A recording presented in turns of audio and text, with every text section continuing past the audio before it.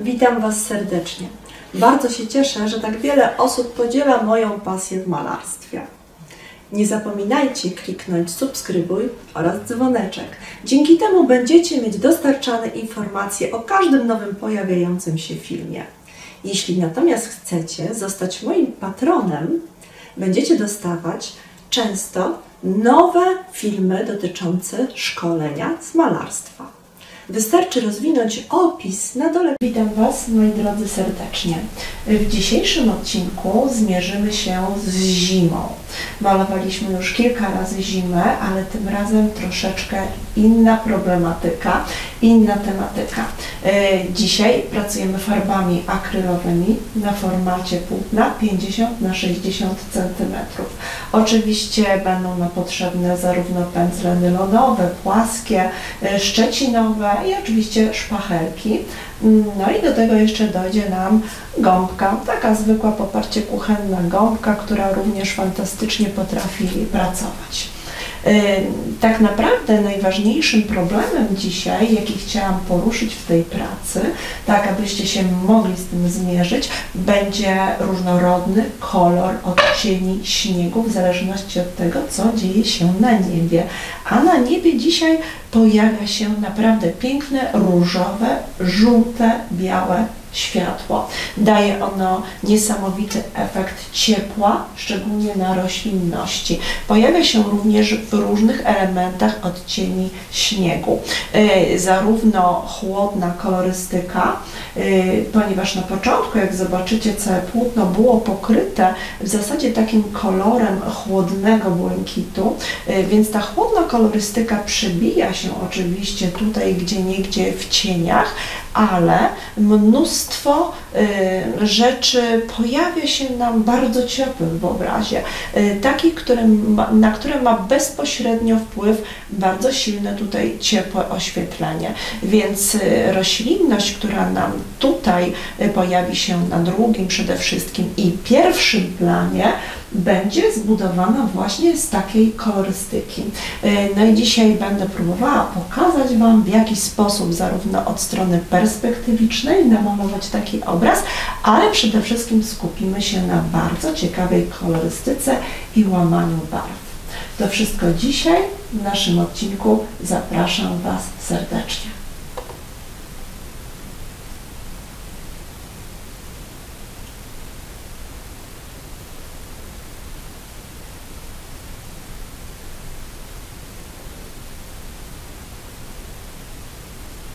Przystępujemy do pracy.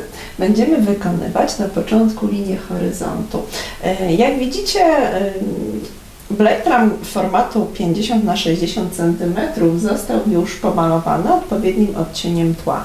Jest to taki gotowy, niebieski kolor, leciutko robiony pod szary, bez żadnych domieszek, na razie ciepłego. I on nam bardzo ładnie posłuży tak naprawdę za to wszystko, co będzie nam prześwitywało spośród innych kolorów, na czym będziemy mogli położyć laserunki i też kolorystyka spajająca później całość obrazu. Nasza zima będzie w dużej ilości kolorów naprawdę ciepłych dzisiaj.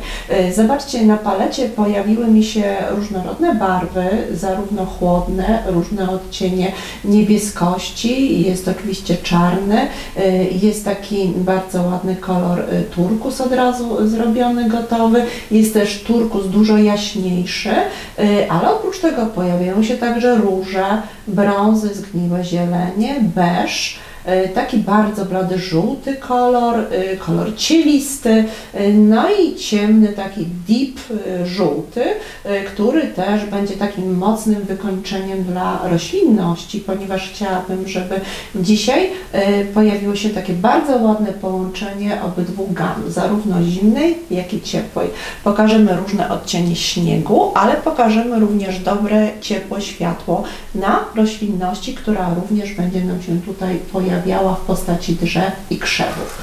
Mniej więcej po środku naszego dzisiaj płótna zrobimy sobie taką delikatną linię horyzontu i zaczniemy sobie najpierw pracować nad odcieniami nieba. ale spróbujemy sobie od razu jakby wyznaczyć, co się będzie na obrazie działo. Chciałabym całkiem dużo dzisiaj namalować nieba, takich ładnych, przejściowych chmur w kolorystyce, zarówno chłodnej, jak i ciepłej. Mniej więcej tutaj po lewej stronie pojawi się taki pas drzew drugiego planu. Tutaj gdzieś będzie jeszcze dalszy trzeci plan, a na dole sobie troszeczkę rozbijemy przestrzeń poprzez pokazanie takiej drogi idącej, wzdłuż której pojawią nam się dodatkowo bardzo takie właśnie piękne, ciepłe krzewy. Także mniej więcej będziemy mieli rozbicie takich planów. Popatrzcie, trzeci plan, czyli ten najdalszy, drugi to, co się tutaj będzie działo i na pierwszym planie dużo śniegu, droga i krzewy kolorowe, wręcz żółte. Zaczniemy od namalowania nieba. Duży pędzel nylonowy, popatrzcie, płaski. On był umyty w wodzie, więc ja go leciutko przecieram. Farbami malujemy dzisiaj akrylowymi, więc medium oczywiście jest woda. I na początek wprowadzimy troszeczkę takich jaśniejszych kolorów. Połączę taki piękny, ten cielisty róż z odrobiną jeszcze tego koloru z tła. Tak, żeby na razie stworzyć taki bardzo delikatny odcień.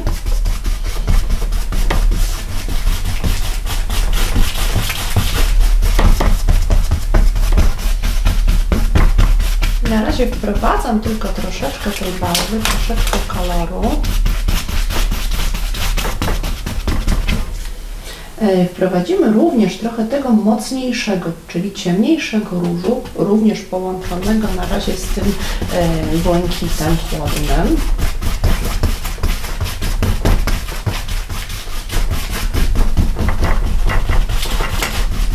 Na razie bardzo delikatnie to robię. Chciałabym to robić w ogóle w formie takich laserunków, czyli takiego nakładania farby właściwie półprzezroczystego, tak aby ten kolor spod spodu ładnie nam tutaj współpracował i przebijał.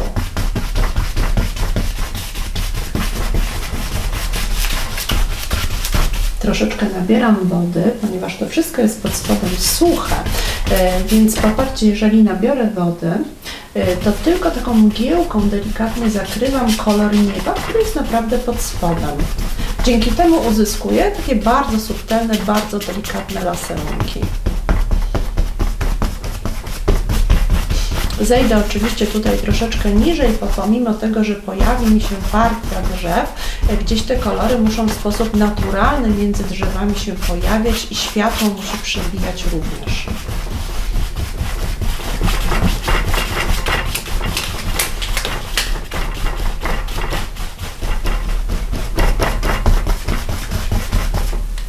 Jeszcze więcej bieli, odrobina bladego różu. Teraz możemy manewrować światłem. Popatrzcie, każda kolejna warstwa z dołożeniem jaśniejszego odcienia będzie powodowała więcej światła i różnorodności.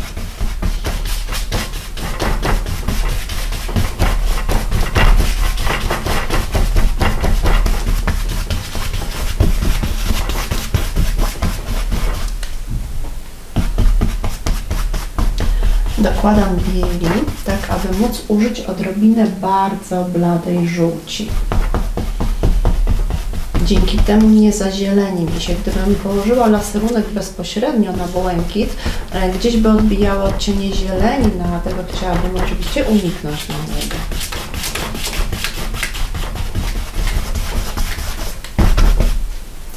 I jeszcze odrobinka żółci i bieli.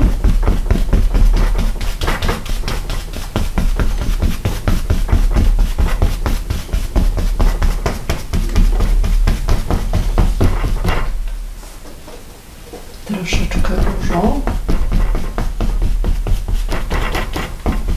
Niebo zaczyna robić się naprawdę, popatrzcie, bardzo przyjemne w odbiorze, bardzo ciepłe, żywe, jasne. Tam, gdzie jest ciemniej, możemy użyć nieco tego ciemniejszego różu z odrobiną żółcieni, tak aby go ocieplić. Takie połączenie jasnego, żółtego koloru z takim pięknym różem, zobaczcie, jest bardzo efektowne.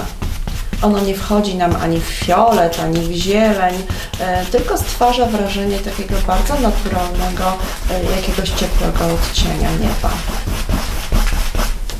Dobrze, i takim czystym, suchym pędzlem teraz delikatnie spróbuję jeszcze połączyć troszeczkę te barwy.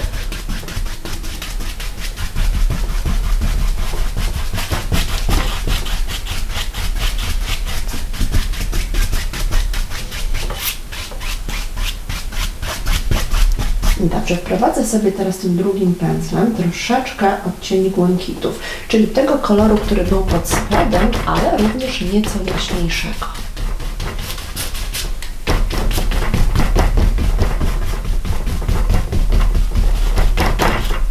Odrobinka wody,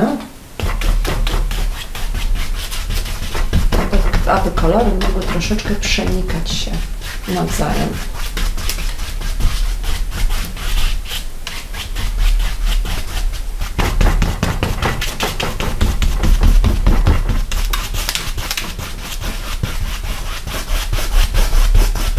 Dobrze, jeszcze gdzieniegdzie rozświetlimy, rozjaśnimy. Barwy pięknie zaczęły mi się ze sobą łączyć, rzeczywiście zaczynają pojawiać się już takie naturalne chmury na niebie w bardzo ciekawych, popatrzcie, połączeniach barwnych.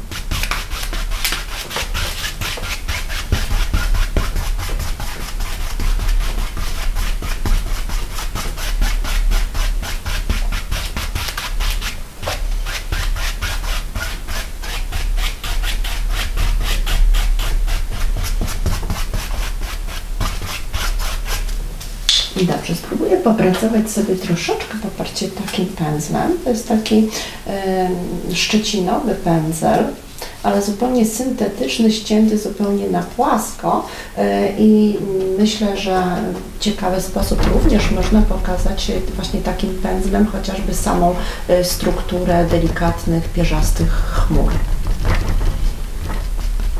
Można nim rozcierać oczywiście częściowo chmury, ale nadając takiego delikatnego tapowania w różnych kierunkach, można również uzyskać bardzo ładną taką górną krawędź oświetlonych gdzieś partii.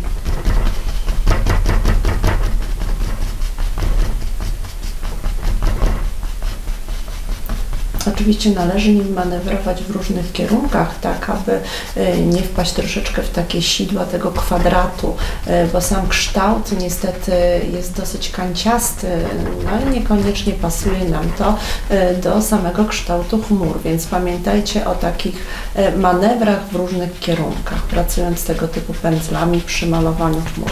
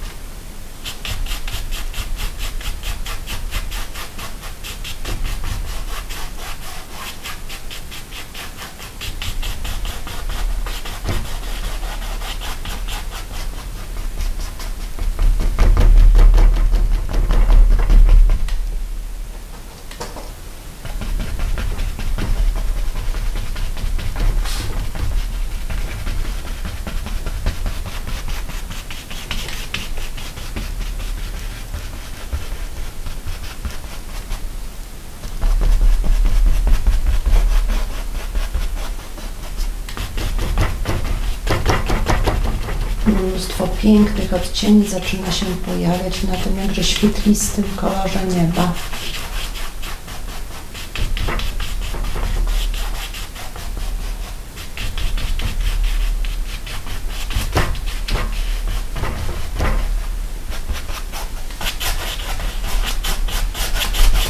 To niebo ma ogromne znaczenie w kolorystyce, ponieważ ono nada nam później koloryt i logikę całego oświetlenia chociażby śniegu czy roślinności.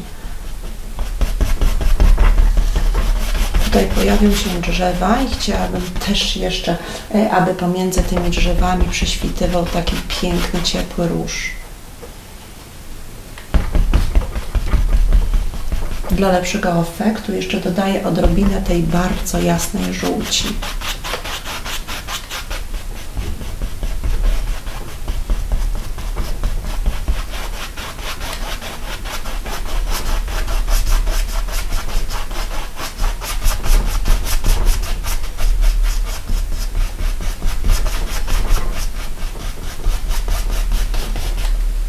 Tutaj też gdzieś na dole dodajmy jeszcze troszeczkę tego różu z żółcienią. Niech tutaj pomiędzy drzewami, gdzieś na trzecim planie pojawi jeszcze nam się nieco takie cieplejsze światło.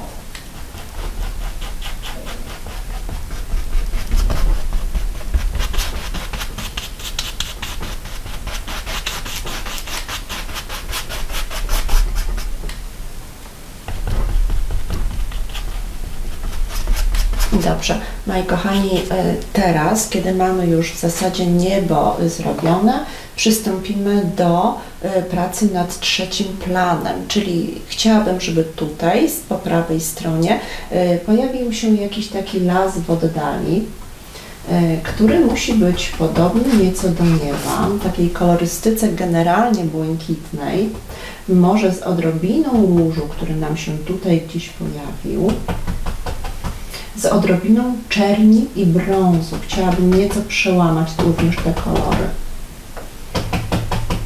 Najpierw wyrobię dobrze kolor tutaj pędzlem. Popatrzcie, złamałam ten taki chłodny błękit czernią, brązem przede wszystkim.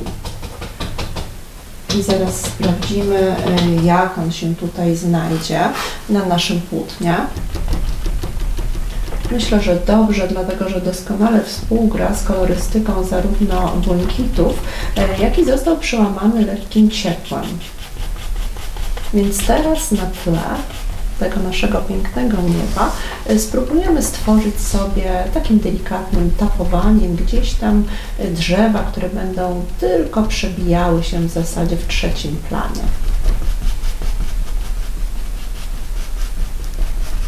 Odrobinkę więcej jeszcze błękitu.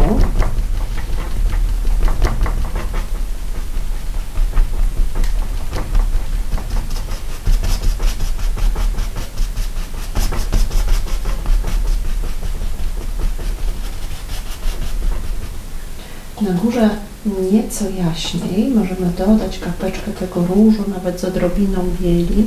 Pokażemy w ten sposób różnorodność odcieni, które pojawiają się tam, gdzie jest więcej światła.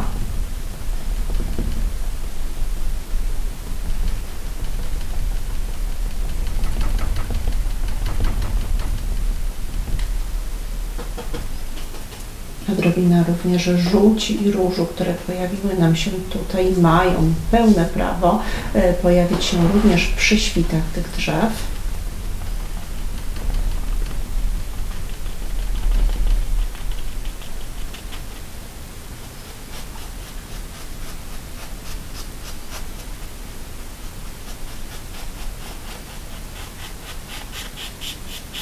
Takimi pociągnięciami pędzla w dół pokazujemy również, że mamy do czynienia z lasem, a nie z samymi krzewami.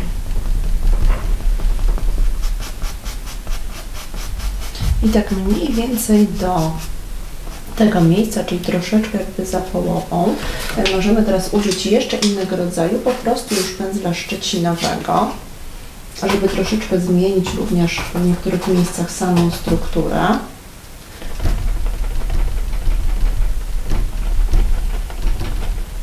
Pędzlem w ten sposób ułożonym możemy pokazywać troszeczkę już inny jakby też rodzaj, inny gatunek drzewa.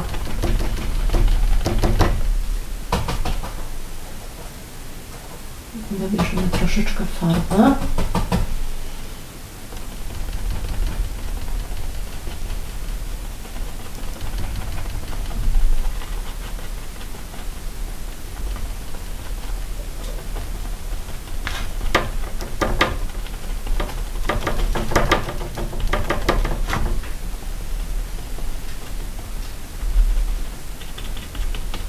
Dobrze, i dopóki to wszystko jest mokre, możemy również sobie delikatnie, popatrzcie, przedrapać jeszcze szpachelką. Ta szpachelka odsłoni nam troszeczkę tego błękitu, który jest pod spodem, bardzo subtelnie, ale pokaże nam również w jakimś innym odcieniu troszeczkę krwi.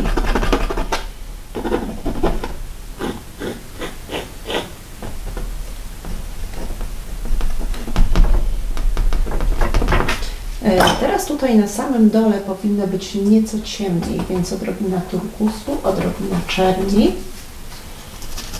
i pokażemy zróżnicowanie. Tutaj pada zdecydowanie więcej cienia.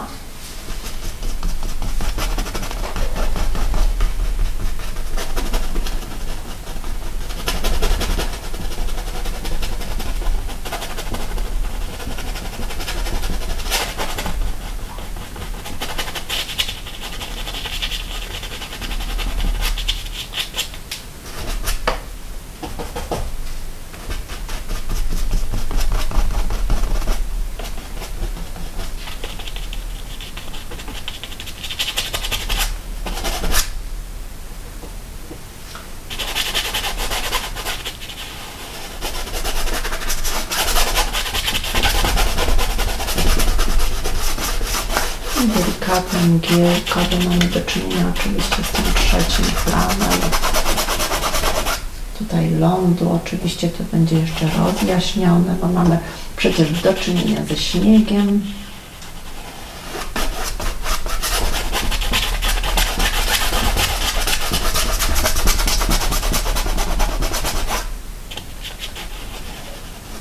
Dobrze.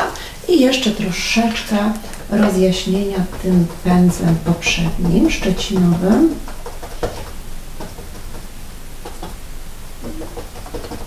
Pokażemy jeszcze troszeczkę ciepła na samej górze gdzieniegdzie.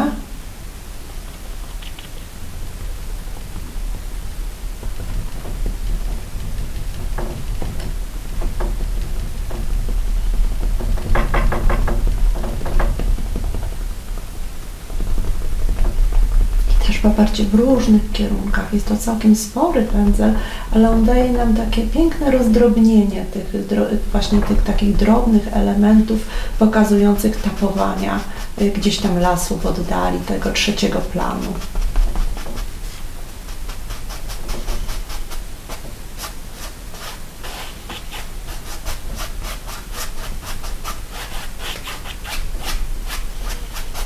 No dobrze, moi kochani, przejdziemy sobie teraz do tych drzew, które będą bliżej po prawej stronie. One mają być naprawdę ciepłe, więc sporo brązu, odrobina czerni, troszeczkę turkusu i stworzymy w ten sposób taki pierwszy podkład pod te nasze drzewa. One będą nieco niżej opuszczone, bo są bliżej generalnie nas.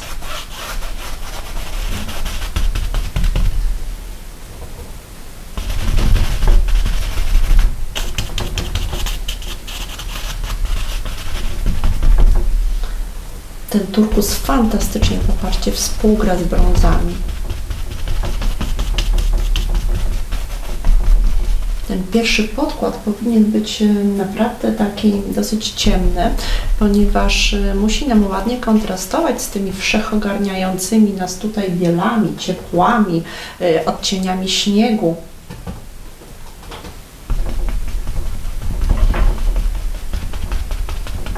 Dobrze, odrobina teraz pracy gąbeczką.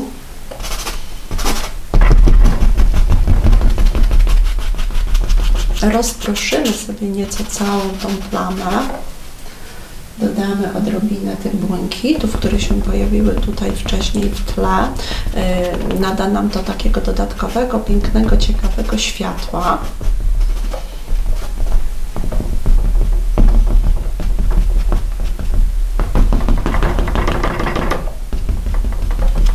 Tak będziemy sobie wychodzić nieco już wyżej, robiąc takie pierwsze podkłady pod te wyższe drzewa, które nam się tutaj pojawią.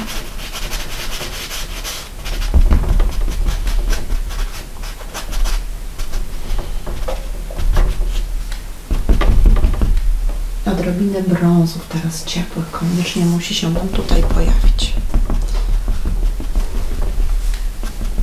I właśnie po to, popatrzcie, było nam to światło na niebie, żeby teraz adekwatnie można było pracować ciepłymi odcieniami.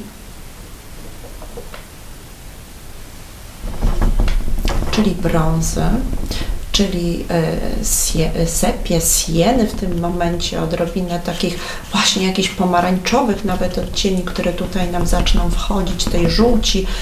To wszystko ma mieć konsekwencje w tym ciepłym oświetleniu chmur, które przedstawiliśmy na samym początku. Obraz musi być ze sobą tak integralnie bardzo związany kolorystycznie. To jest niezwykle istotne, żeby stanowił pewną całość, żeby zamykał nam się w odpowiedniej gamie barw. Wówczas zawsze taki pejzaż wydaje się zdecydowanie bardziej prawdziwy, naturalny.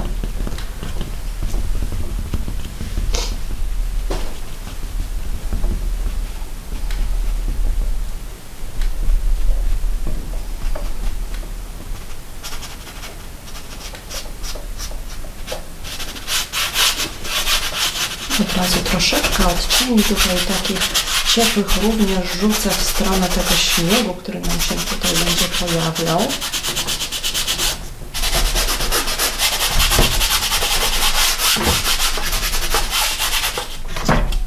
Dobrze, i na tym tle spróbujemy sobie zbudować teraz drzewa.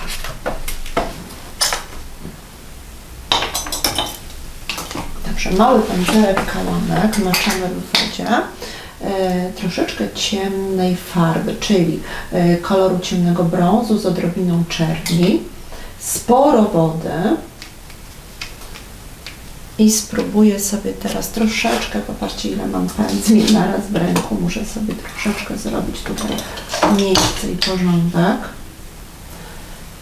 I teraz tak, jeśli będę chciała namalować jakiś cieniutki element pnia.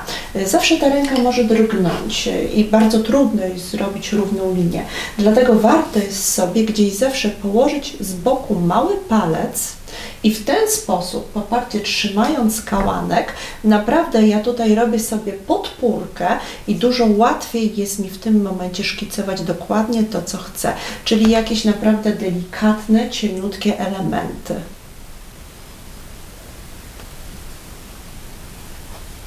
To jest naprawdę bardzo przydatna umiejętność, to, że możemy sobie właśnie w ten sposób skontrować w zasadzie całą rękę i dzięki temu móc wyciągać dokładnie takie elementy, jakie chcemy, a nie przypadkowo tak, jak nam ta ręka gdzieś niechcący poleci.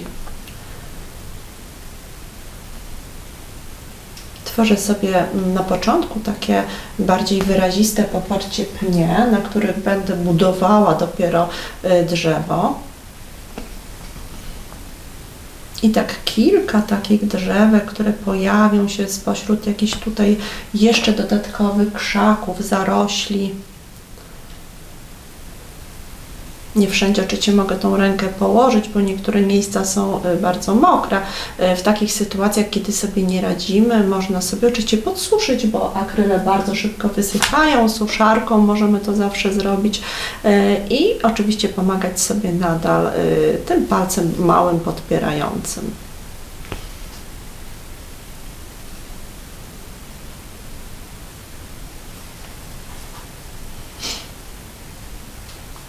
Gdzieś z tyłu.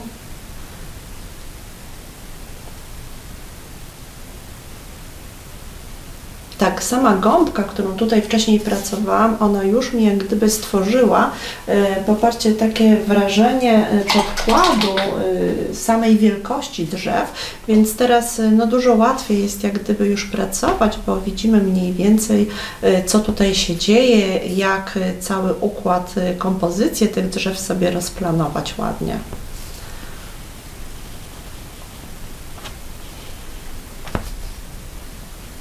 Dorobię sobie jeszcze troszeczkę tutaj cienia więcej. Przyda mi się jeszcze gąbeczka. Zawsze możemy sobie jeszcze coś dorobić, poprawić w niektórych miejscach. chciałabym, żeby te pnie, niektóre były tylko takie ledwo widoczne, przyćmione, natomiast na dole niech się pojawi więcej troszeczkę takiej zawarcie roślinności oświetlonej nieco mocniej. Czyli taka piękna siena tutaj palona będzie idealnie mi do całej kompozycji pasowała. Później pojawi się jeszcze jaśniejszy odcień. I dopiero na tym tle, które się nam tutaj pojawiło, chciałabym zrobić jeszcze troszeczkę takiego właśnie tapowania. Spróbuję sobie użyć do tego pędzla, który wcześniej tutaj mi idealnie pomagał stworzyć trzeci plan. Teraz kolorystyka nieco żywsza, nieco cieplejsza będzie. Tutaj mam taki bardzo ładny beżowy, gotowy odcień. I do tego koloru beżowego dodam sobie troszeczkę tej sieny palonej. To jest taki piękny, ceglany odcień. I takim kolorem stonowanym pomiędzy beżem a paloną sieną troszeczkę będziemy tutaj pracować, pokazując takie właśnie ocieplone, troszeczkę śnieżne drzewa.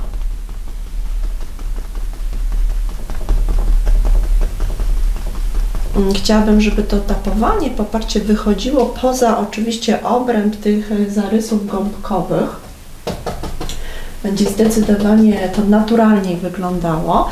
Natomiast tutaj od strony tego najmocniejszego światła dodaję sobie od razu więcej ciepłych elementów, czyli ta żółć z różem jako domieszka do reszty kolorów.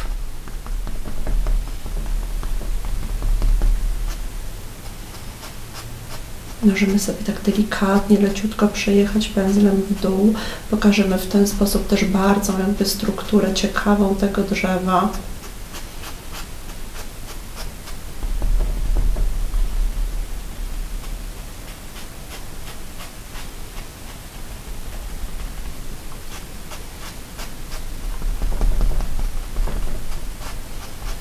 Troszeczkę tapowaniem i tak leciutko schodząc.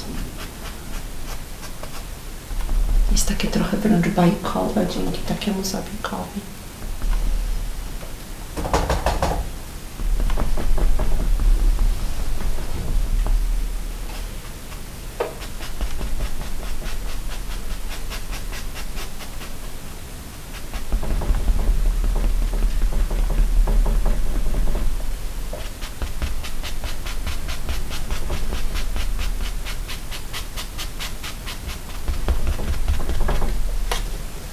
Tutaj troszeczkę już stonuję, nie chcę, żeby były aż tak jasne wszystkie.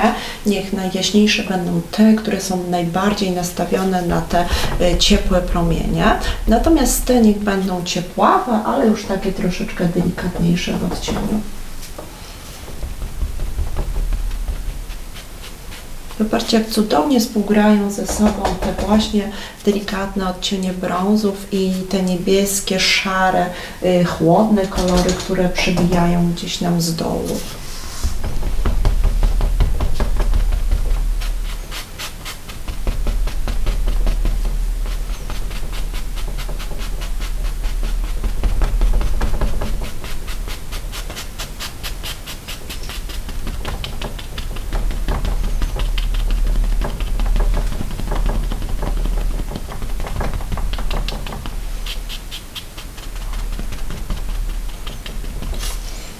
Troszeczkę więcej samego błękitu tam dalej, bo tutaj wszędzie już mamy zdecydowanie jakby ciemniej, zaczyna nam się robić chłodniej i te same kolory muszą się oczywiście pojawić nam na roślinności. W sposób automatyczny to wszystko łapie odcień i kolor.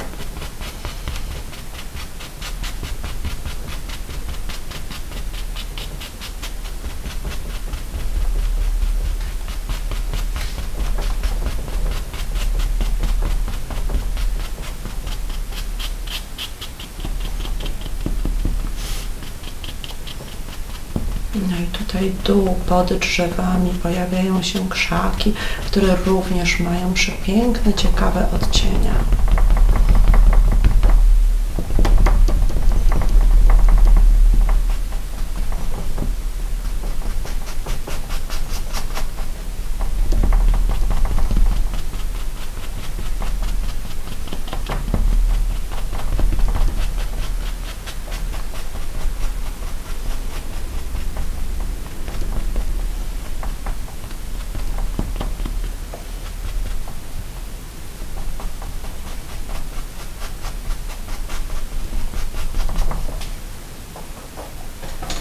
Jeszcze odrobinka rozjaśnień.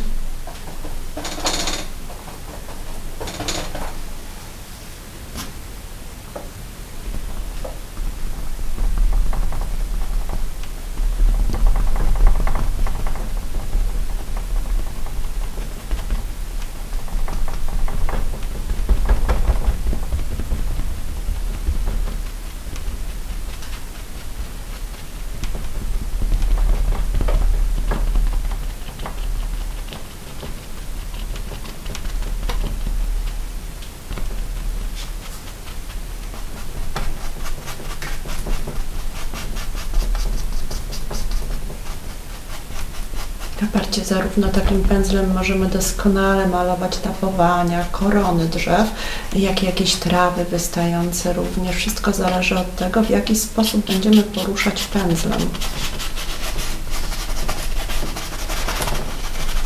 Miękki śnieg również doskonale da się malować właśnie takim pędzlem. Poparcie w różnym kierunku, mocniejsze tarcie i już mamy zupełnie inną strukturę.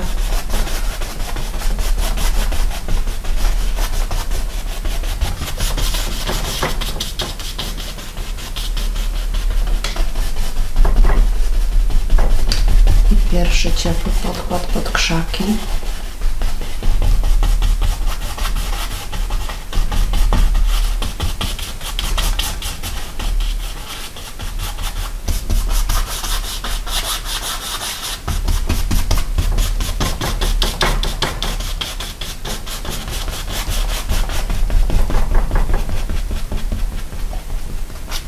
Dobrze, popracujmy sobie jeszcze odrobinę tutaj nad elementami tych drzewek, samych pni.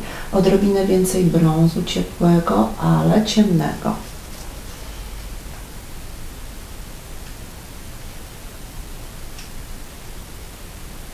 Mając teraz już tapowanie za sobą, możemy jeszcze pokazać kilka drobiazgów, kilka szczegółów.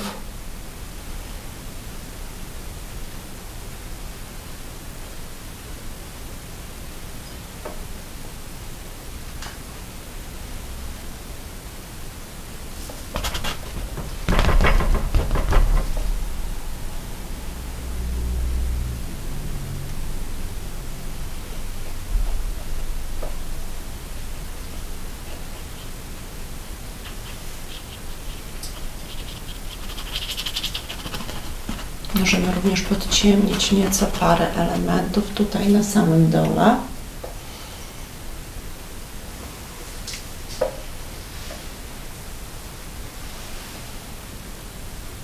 I dodać delikatnie jeszcze świateł.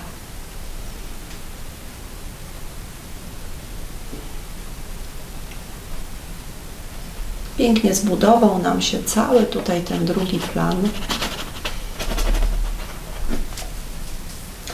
Dobrze, moi kochani, troszeczkę pobawmy się teraz nad samym śniegiem. Spróbujemy również pobawić się gąbką. Ona jest taka bardzo, bardzo miękka i można w przepiękny sposób pokazać tutaj pomiędzy tymi ciepłymi brązami, błękitami przebijający się taki naturalny biały śnieg.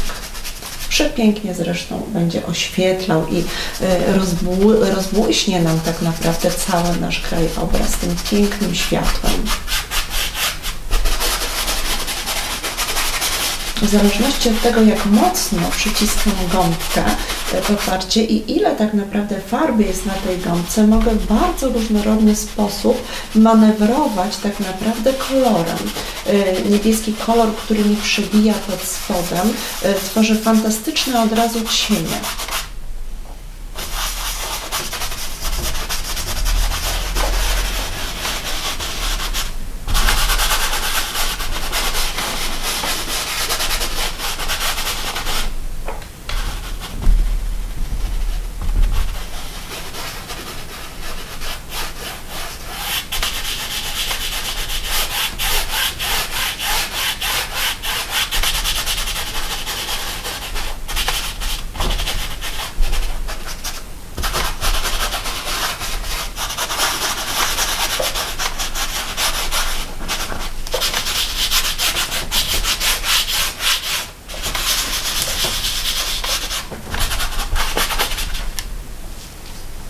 Dobrze, wszystko zaczyna się pięknie ożywiać, jak widzicie.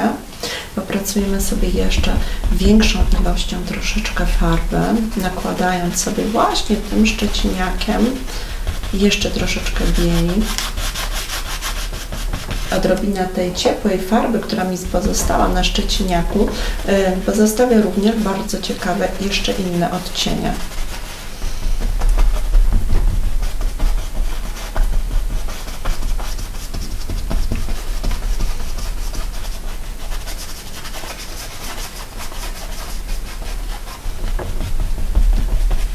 Widać bardzo ciekawą strukturę pod spodem, na której leży śnieg, ponieważ światło w fantastyczny sposób to wszystko pokazuje, każdy wzgórek, każdą niedoskonałość terenu, rośliny, które znajdują się gdzieś pod spodem.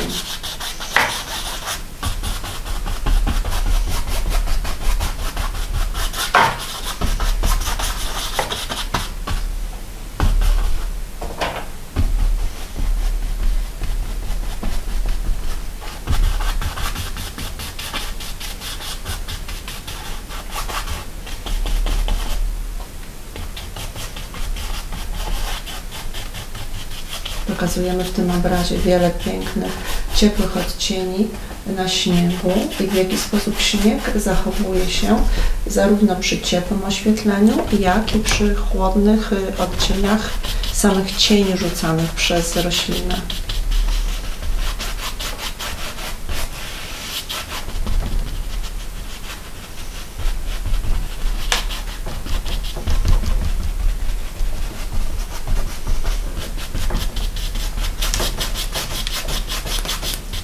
I ten niebieski kolor, jak widzicie,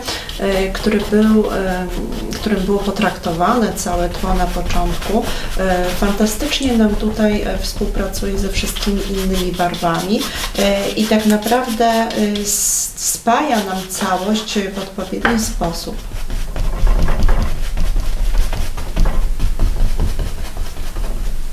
Dobrze, troszeczkę ciemniejszych teraz odcieni.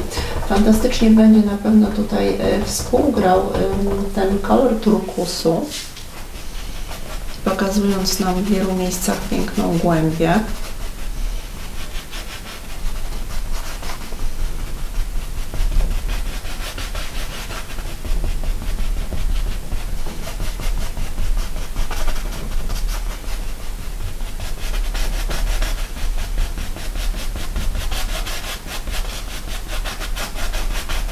Do tego turkusu dodam sobie odrobinkę beżu, który mi w niektórych miejscach zdecydowanie ociepli i udelikatni go.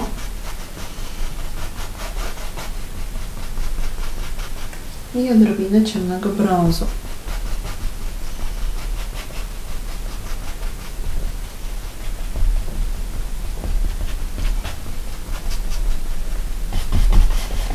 I te odcienie, łącznie z odrobinką czerni, dadzą mi takie wrażenie w niektórych miejscach zdecydowanie większej głębi. A ponieważ mamy już tutaj do czynienia z pierwszym planem, musimy sobie również zbudować odpowiedni kontrast, który jest niezwykle oczywiście istotny w pracy. Dodaję sobie taki pierwszy szlif.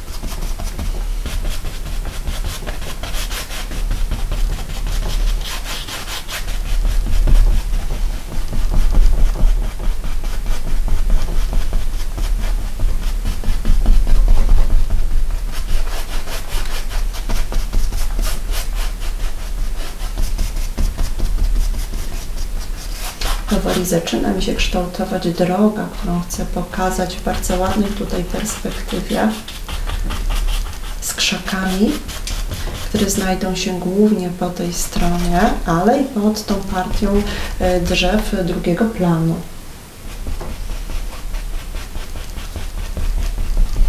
Popatrzcie, jak fantastyczną głębię teraz tworzy ciemny brąz właśnie na tym mocnym turkusie, który znalazł się pod spodem. Tworzę sobie w tej chwili taką bazę kolorystyczną, na której zbuduję za chwilę takie mocne w kolorze ciepłe krzaki.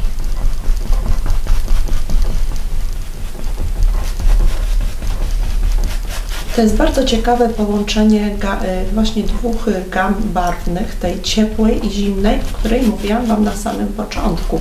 Zobaczcie, jak fantastycznie mogą współgrać błękity i turkusy z różnymi odcieniami brązów i ciepłych generalnie kolorów.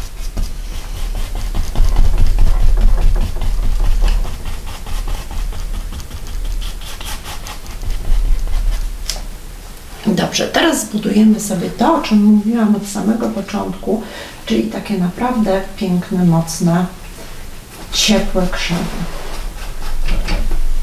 Przede wszystkim zacznę od bieli, troszeczkę różu, żółci, czyli te kolory, które tutaj na początku były.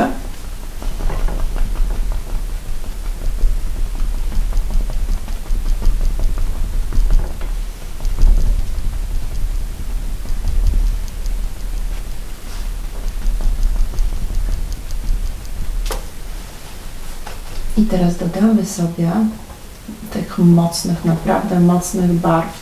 Zobaczcie, tej ciemnej żółci, która wchodzi mi wręcz w pomarańcz, połączonej z odrobiną ochry i tej jaśniutkiej żółci, która nada mi mocniejsze krycie.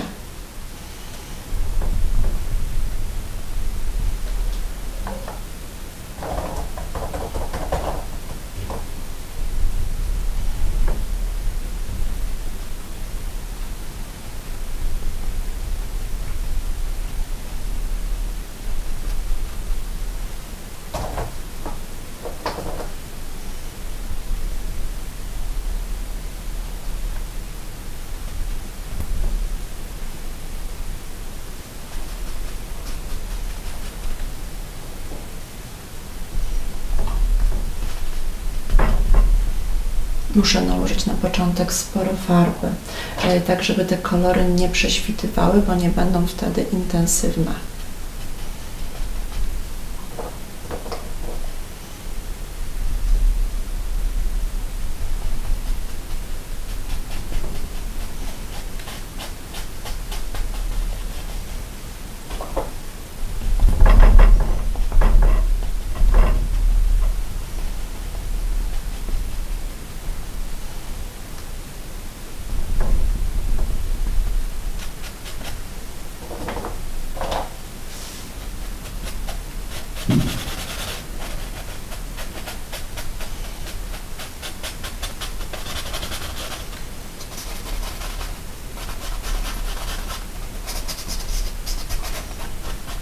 Na razie nadaję sobie takie plamy, które muszą mi się tutaj pojawić. Oczywiście jeszcze będę nad nimi pracowała, ale to są te właśnie mocne kolory, o których mówiłam na początku.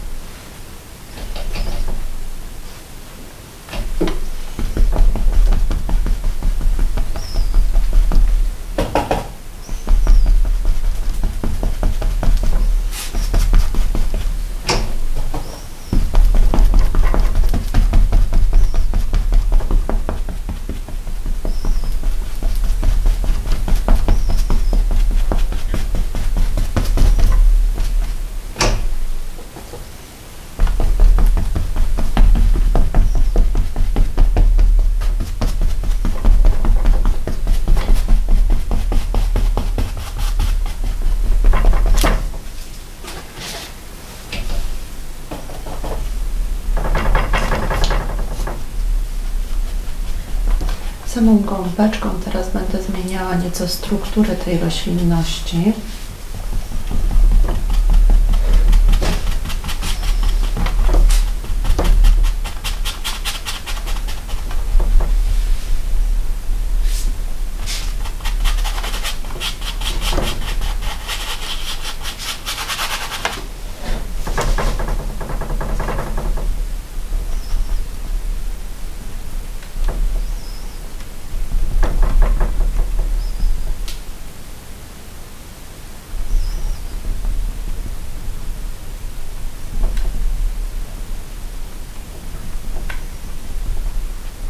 Oczywiście krzaki, które są z tyłu, te piękne, błyszczące się trawy, nie mogą być tak potężne jak te, które znajdują się na samym początku. One tutaj będą przybierały nieco bardziej konkretne kształty.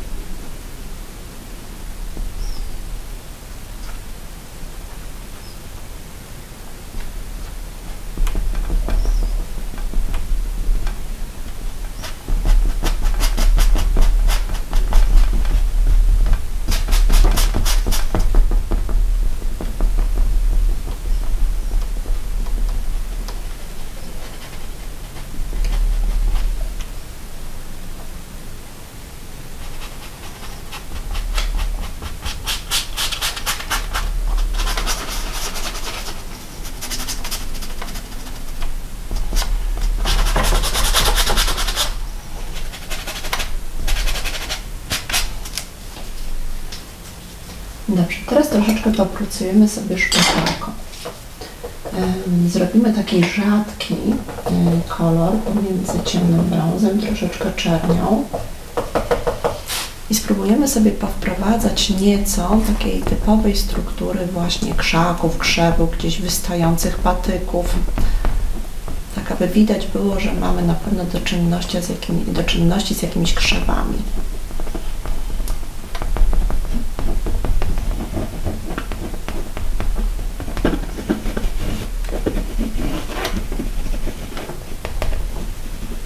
Wszystko musi też złapać odpowiedni rodzaj cienia. I to też możemy wykonać na razie szpachelką. Farba tutaj jest dosyć mokra jeszcze wszędzie, ale to jest też duży plus, ponieważ możemy różne elementy w oparciu również odkrywać. Czyli na przykład odkrywając pokazujemy również od razu ciekawe takie cienie na śniegu.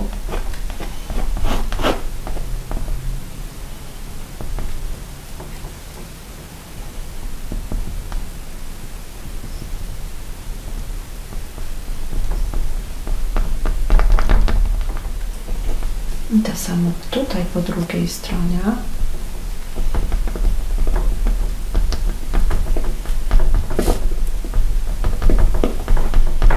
Pokażemy w ten sposób sam kształt.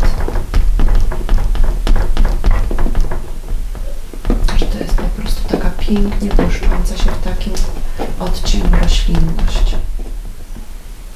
Dodamy troszeczkę bieli, ośnieżymy to wszystko jeszcze dodatkowo pięknie od góry.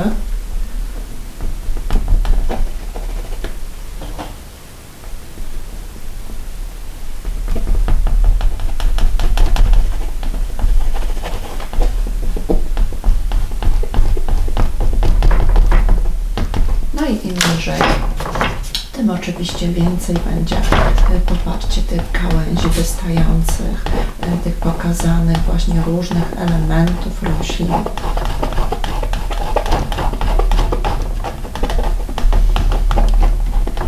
Dopóki farba jest jeszcze mokra, możemy sobie bardzo ciekawie nią tutaj manewrować, ściągać, pracować, dodawać sobie różnych odcieni z samą szpachelką. To samo jeszcze po tej stronie, w różnych kierunkach. warunkach, żeby to wszystko wyglądało naprawdę bardzo naturalnie. Zobaczcie, jakie piękne odcienie się tutaj tworzą. Odsłania nam się ten przepiękny błękit, który był jeszcze w tle malowany, ponieważ ta farba, która była na wierzchu, ona jeszcze nie zdążyła wyschnąć. Bardzo tutaj ciekawe rzeczy nam się naprawdę takie graficzne przy okazji tworzą.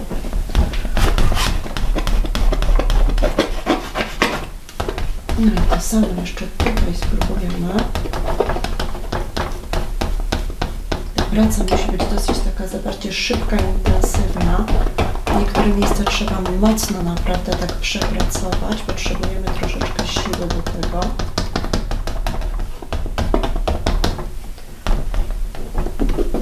Bardzo mi się podobają, popatrzcie, te elementy graficzne, które tutaj gdzieś nam się pojawiają.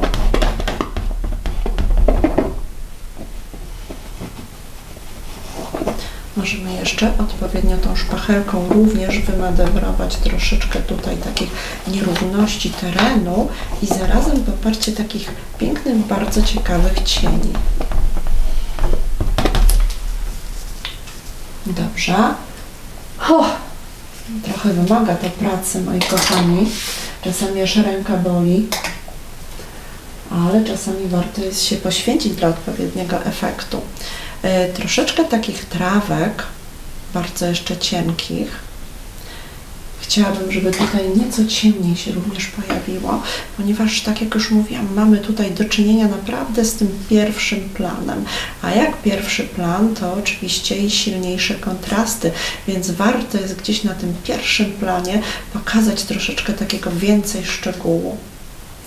Może odrobinę brązu, jeszcze właśnie więcej. Pokażmy tutaj troszeczkę tego światła.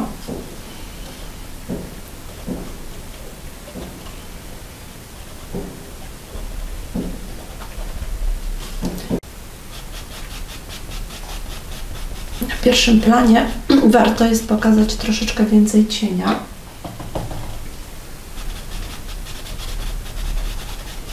Z odrobiną wodę.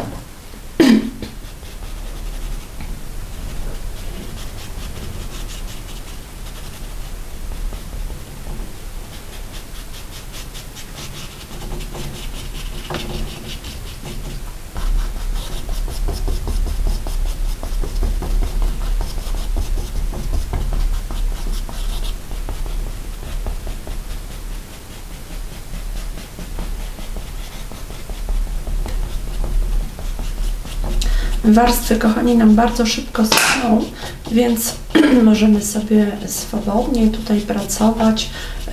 Za chwilę już naprawdę na suchym zupełnie podkładzie, więc warto wykorzystywać zarówno ten mokry efekt, jak i to, że już coś szybciutko akrylami nam podeschło.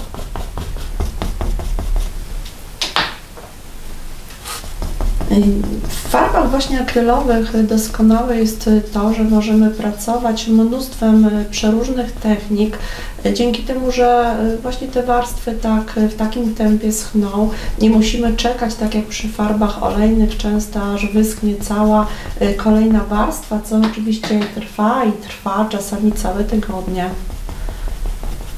Tutaj w zasadzie przyspieszamy sobie naprawdę natychmiast tą pracę. Zanim wejdę tak naprawdę w taką mocniejszą biel, którą będę chciała również pokazać szpachelką, chcę również pokazać takie bardzo delikatne niuanse, takie subtelności właśnie odcieni jeszcze tego śniegu.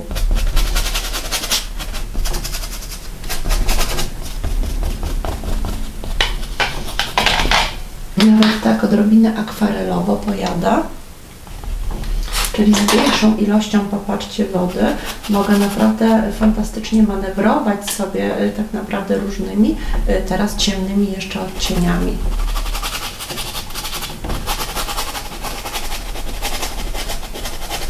Praca dzięki temu nabierze jeszcze takiej dodatkowej głębi.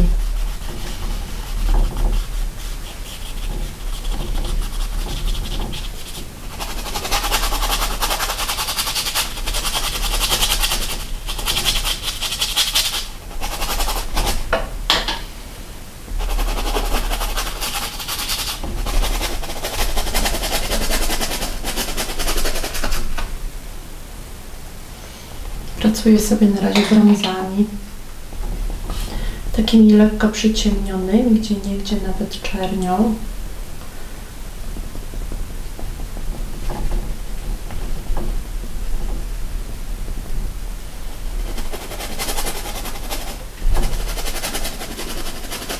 Tu mnóstwo jeszcze dodatkowych, ciekawych kolorów oczywiście się pojawia. I z odrobiną tego błękitu, który był wcześniej w tle.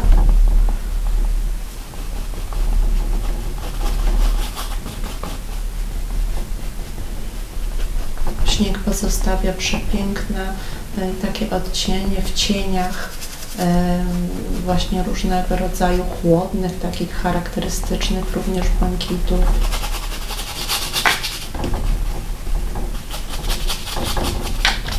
I oczywiście w różnych miejscach naraz, tak aby ta praca była bardzo później spójna kolorystycznie. To wszystko dobrze jest wykonać, zanim pojawią się te najjaśniejsze jeszcze partie.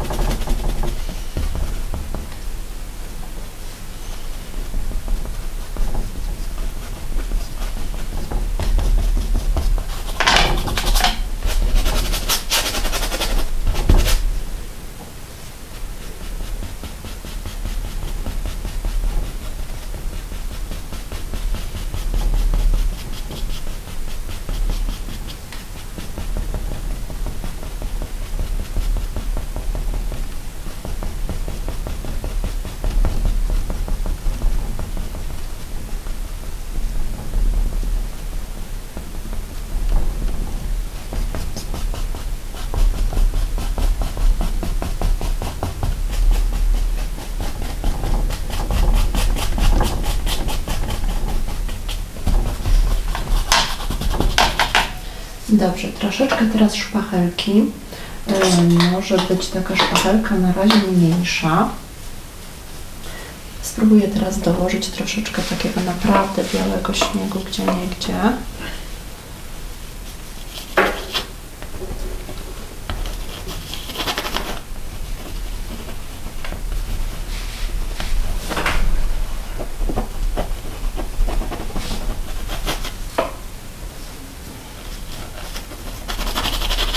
Zobaczcie, taki śnieg biały nakładany właśnie na różne inne odcienie. Bardzo ciekawie tutaj będzie wyglądał. Sama biel nam pięknie tak mocno rozjaśnia, ale te wszystkie odcienie spod spodu również gdzieś nam pozostają i to wszystko stapia się w taką jedną piękną, bardzo ciekawą całość.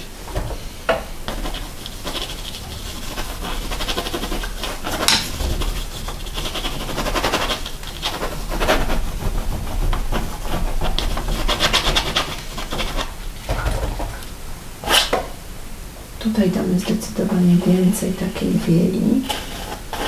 Tu mamy taki teren zupełnie, popatrzcie, z daleka gdzieś odkryty.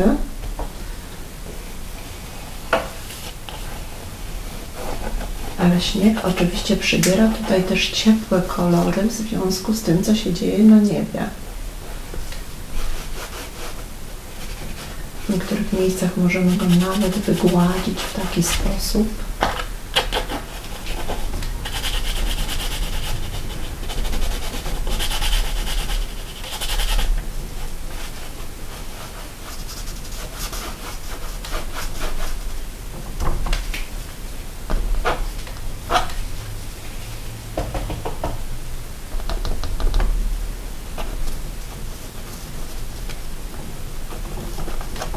Tutaj po środku naszej drogi również pojawi się zdecydowanie jaśniej pomiędzy tymi wszystkimi pięknymi odcieniami w tych wszystkich miejscach, gdzie tu pojawiły się cienie. Na środku pada zdecydowanie więcej światła.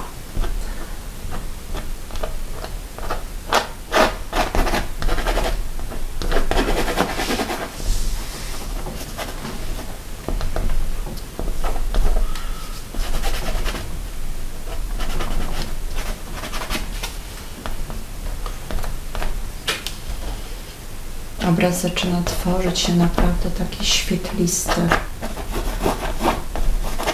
a biel na takich odcieniach fantastycznie błyszczy się, zaczyna naprawdę tak rozświetlać nam całość.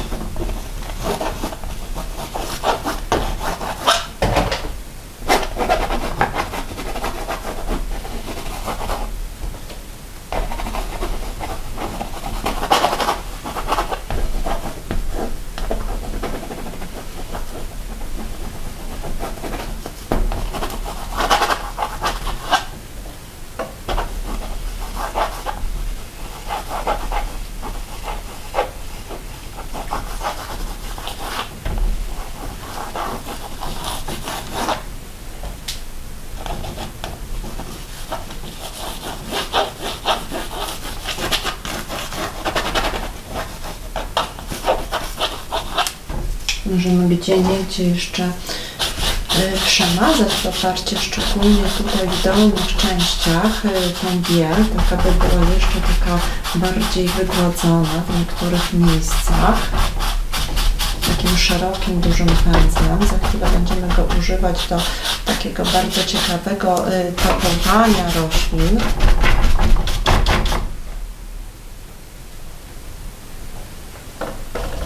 Spróbuję sobie najpierw pobrać trochę białej farby, przerobić sobie obok na palecie. I teraz, kochani, możemy popracować jeszcze nad tego typu takim rozjaśnieniem śnieżnym.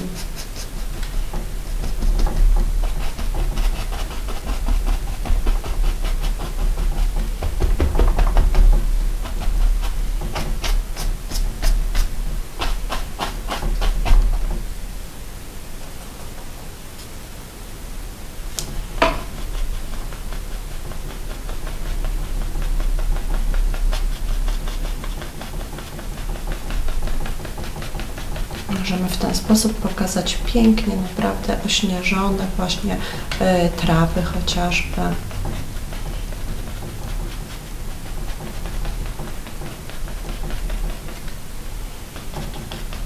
Tutaj szczególnie na pierwszym planie jest to dosyć istotne, bo wchodzimy w większą ilość takich szczegółów.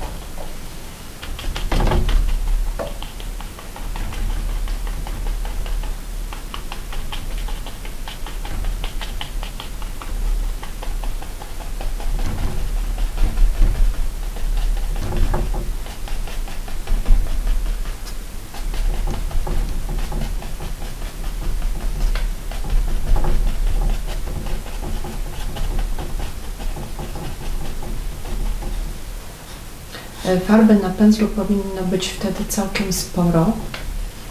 O tym musimy pamiętać, żeby uzyskać taki efekt.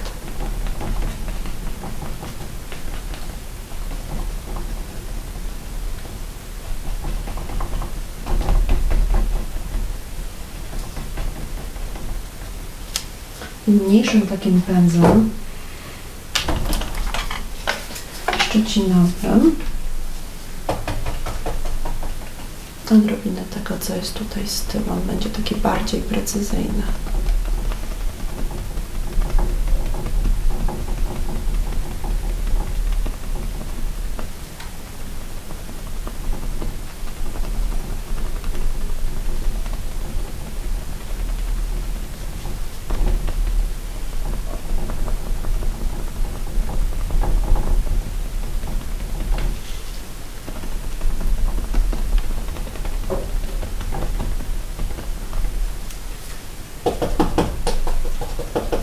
Przytapujemy jeszcze tutaj odrobinę tych miejsc takich mocno niebieskich, tak aby je nieco rozjaśnić, żeby nie były zbyt drastyczne. Pokażemy na nich również właśnie takie tapowania niższej partii lasu, tych drzew, że tam są też krzaki, troszeczkę ośnieżone, ale bardziej w cieniu, więc ten kolor musi być taki lekko błękitny.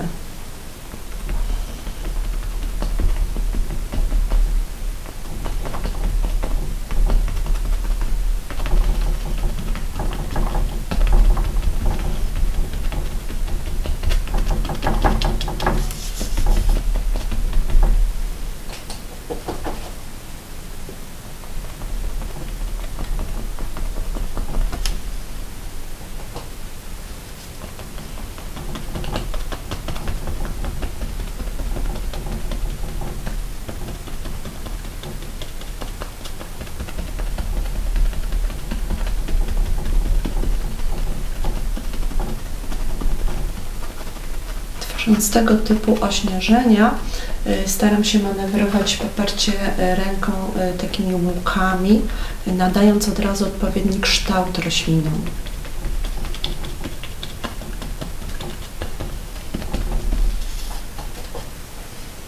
Po drugiej stronie też w ten sposób przepracujemy.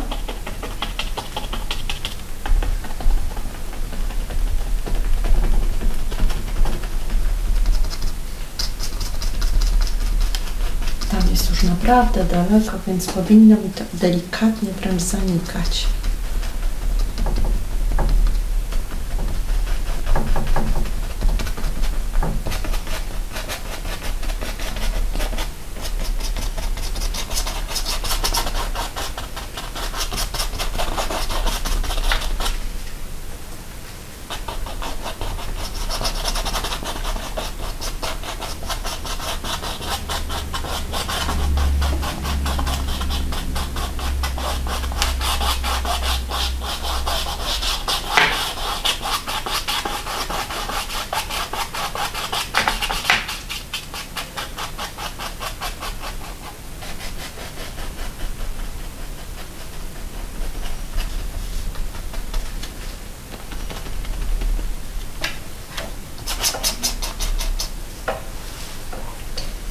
Jeszcze troszeczkę popracuję takimi różami z odrobiną tych żółcieni.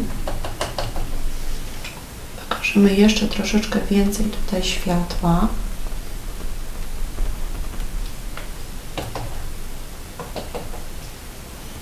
Ten róż tutaj fantastycznie współgra z tym, co dzieje się nam na niebie. Czyli te jasne, ciepłe, takie brązowe, różne odcienie mogą być tutaj cudownie przez to światło jeszcze dodatkowo rozświetlone.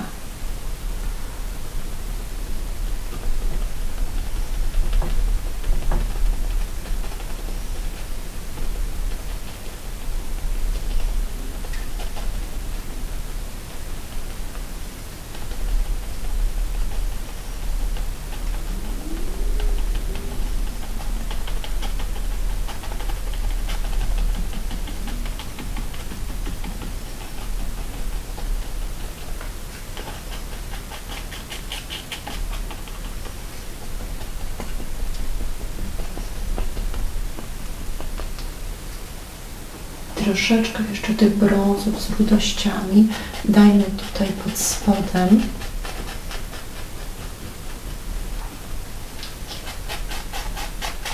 Pokażemy przybijające się jeszcze piękne kolory.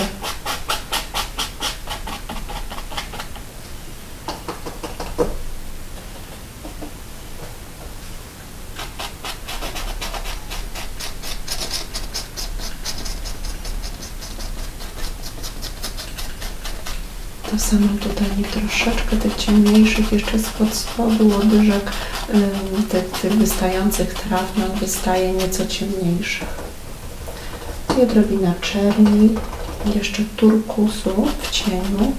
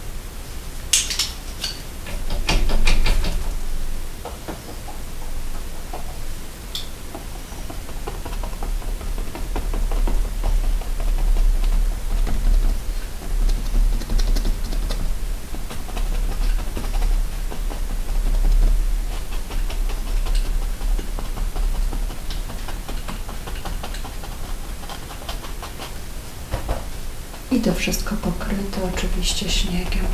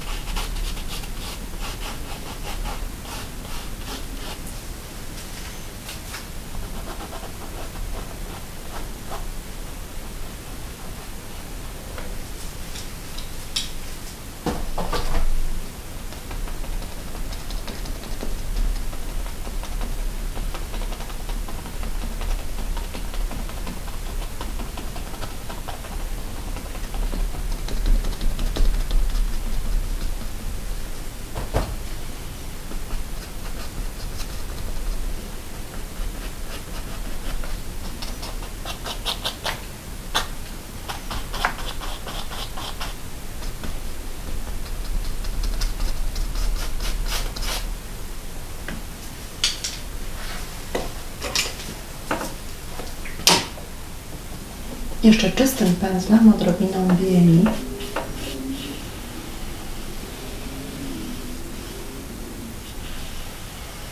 Taka delikatna mgła pojawiająca się naprawdę gdzieś tam daleko.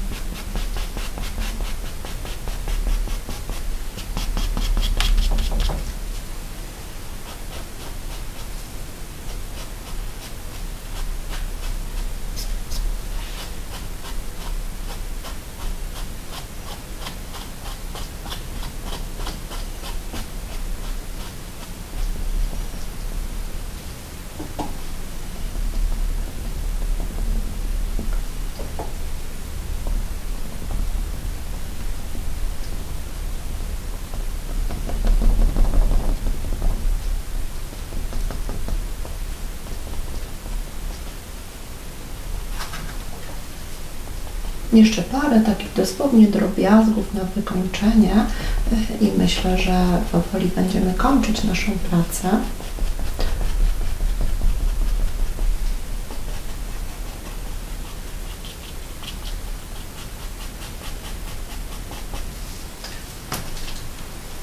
Maleńki jeszcze pędzelek.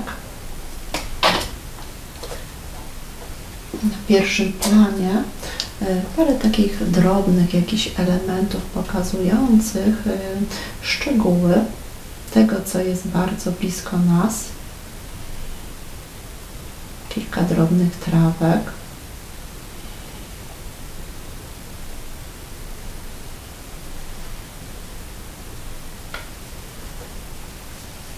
Po jednej stronie, po drugiej stronie, gdzieś tutaj z brzegu. Dobrze jest zawsze kilka naprawdę takich drobiazgów nawet pokazać, tu gdzie widzimy jak gdyby najbliżej nasz obraz. W ten sposób bardzo pięknie również budujemy tą perspektywę i wrażenie odległości. Więc niech się odrobinę tych traw takich bardziej szczegółowych pojawi jeszcze na pierwszym planie.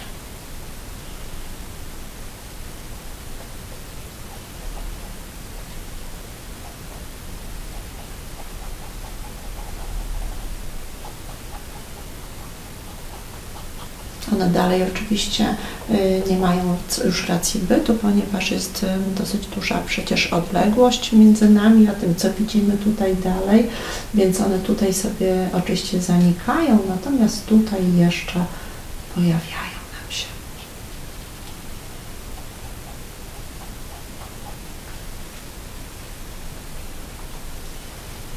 Dobrze. Moi drodzy, na tym etapie możemy skończyć nasz kolorowy, zimowy pejzaż. Ale tak naprawdę pejzaż, który jest bardzo ciepły, pomimo tego, że w zasadzie cały krajobraz jest ośnieżony. Dzisiaj pracowaliśmy właśnie przede wszystkim ciepłym światłem i łączyliśmy dwie gamy barw, oczywiście różnorodnymi technikami. Dziękuję Wam bardzo za uwagę w dzisiejszym odcinku. Mam nadzieję, że zmierzycie się właśnie z taką tematyką, z takim problemem połączenia zimnych i ciepłych barw. Dziękuję Wam jeszcze raz i oczywiście zapraszam do kolejnych odcinków.